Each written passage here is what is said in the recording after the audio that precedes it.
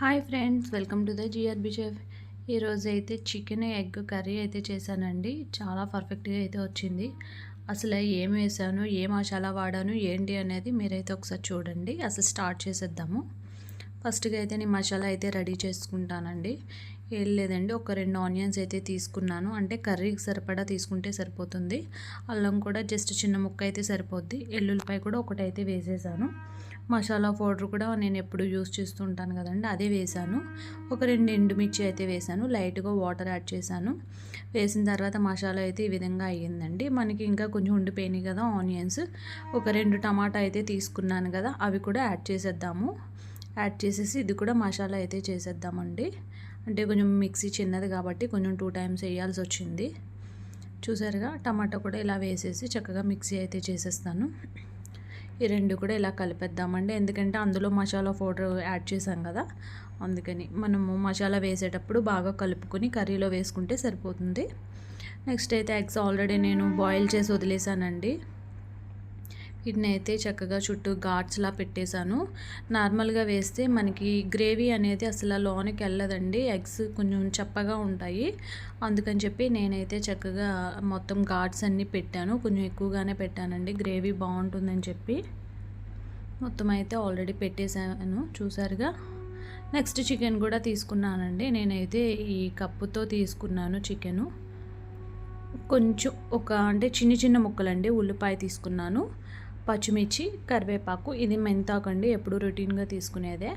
ఈ లోపు చక్కగా ఆయిల్ కూడా మరిగిపోయింది కాబట్టి మనము ఆనియన్స్ ఆల్రెడీ తీసుకున్నాం కదా, ఆనియన్స్, పచ్చిమిర్చి, కరివేపాకు ఇవి కూడా వేసేసి చక్కగా దోరగా వేయించేసుకుందాము. కొంచెం రెడ్గా అయితేనే వేపుకోండి. నార్మల్గా జస్ట్ వేసిన వెంటనే అయితే మసాలా వేసారంటే ఆనియన్స్ అనేది అస్సలు వేగవండి. అందుకని చెప్పి బాగా వేపేసాను ఆనియన్స్. మసాలా కూడా మనం ఆల్రెడీ యాడ్ పెట్టేసాంగా, ఆ మసాలా కూడా యాడ్ చేసేసాను. వేసేటప్పుడు కొంచెం కేర్ఫుల్గా వేసుకోండి. ఆయిల్ అయితే కొంచెం పైకి వచ్చేస్తుంది, ఎందుకంటే ఆయిల్ బాగా మరిగి ఉంటుంది కదా, అందుకని చెప్పి. ఒక 2 మినిట్స్ అయితే మూత పెట్టేస్తానండి. మసాలా బాగా వేగిపోతుంది. నేను కారం, సాల్ట్ కూడా యాడ్ చేశానండి, ఎందుకంటే వీడియో అనేది చాలా లెంతీ అయిపోతుంది. అందుకని చెప్పి చక్కగా రెడ్గా అయితే వేగిపోయింది. మనము కడిగి పెట్టుకున్నాం కదా చికెన్, ఆ చికెన్ కూడా వేసేస్తాను. నేను ఈ కర్రీలో అస్సలు వాటర్ అనేది నేను యాడ్ చేయలేదండి. చూపిస్తున్నాను కదా మీకు. మొత్తం చికెన్ అంతా చక్కగా ఇలా వేసేసుకున్నాను. చూసారుగా, మనకి మసాలా ఉంది కదండి, ఆ మసాలా వాటరే కర్రీకి అయితే కరెక్ట్గా సరిపోతుందండి. చికెన్లో వాటర్ వేసాము అంటే టేస్ట్ మారిపోద్దండి. చికెన్ చాలా చప్పగా అయిపోతుంది అనమాట. అందుకని చెప్పి ఎప్పుడు చికెన్లో అయితే వాటర్ వేసుకోవద్దు. కొంచెం సిమ్లో పెడితే ఆటోమేటిక్గా వాటర్ అనేది పైకి వచ్చేస్తుంది. మూత పెట్టేద్దామండి. మూత పెట్టి ఒక 2 మినిట్స్ అయితే వదిలేస్తాను. చూడండి వాటర్ అంతా ఎలా వచ్చిందో పైకి. అసలు నేను వాటర్ అనేది యాడ్ చేయలేదు, అయినా సరే చికెన్ వాటర్ అంతా కూడా ఇలా పైకి వచ్చింది చూడండి. నేను మీకు జూమ్ చేసి చూపిస్తున్నాను కదా. మనం ఆల్రెడీ ఎగ్స్ రెడీ చేసి పెట్టేసాం కదండి, ఆ ఎగ్స్ కూడా వేసేసుకుందాము. నేను ఎగ్స్ అసలు ఆయిల్లో అయితే ఎప్పుడు ఫ్రై చేయనండి, ఎందుకంటే ఫ్రై చేస్తే ప్రోటీన్స్ అన్నీ పోతాయి.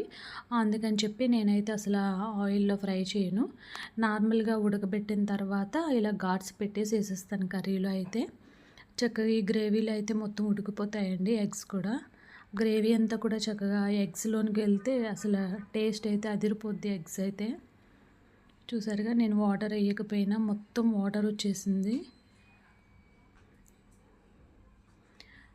ఒక 5 మినిట్స్ అయితే మూత పెట్టేసి వదిలేద్దామండి. తీసిన తర్వాత ఎగ్స్ చూడండి ఎంత పర్ఫెక్ట్గా ఉడికిందో చక్కగా. అసలు తింటుంటే ఎగ్ అయితే చాలా బాగుంటుందండి ఈ విధంగా తింటే.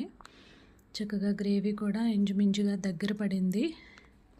వాటర్ యాడ్ చేయకపోయినా సరే కొంచెం వాటర్ ఎక్కువగా అనిపిస్తుందండి, ఎందుకంటే నేను సిమ్లో పెట్టేశాను కర్రీ. ఆ సిమ్లో పెట్టడం వల్ల ఏమవుతుందంటే చికెన్లో ఉన్న వాటర్ అంతా కూడా వచ్చేస్తుందండి. అందుకని చెప్పి కొంచెం వాటర్ ఎక్కువగా కనిపిస్తుంది. ఇది కొంచెం దగ్గర పడడానికి టైం పట్టిద్ది కూడా. చూసారుగా, చక్కగా దగ్గరికి అయితే అయిపోయిందండి. ఎగ్స్ కూడా చూడండి ఎంత పర్ఫెక్ట్గా ఉన్నాయో.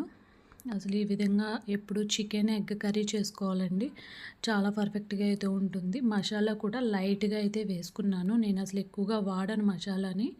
ఇలాంటి సింప్లీ రెసిపీస్ కావాలంటే నా ఛానల్ అయితే ఖచ్చితంగా సబ్స్క్రైబ్ చేయండి, లైక్ చేయండి, షేర్ చేయండి.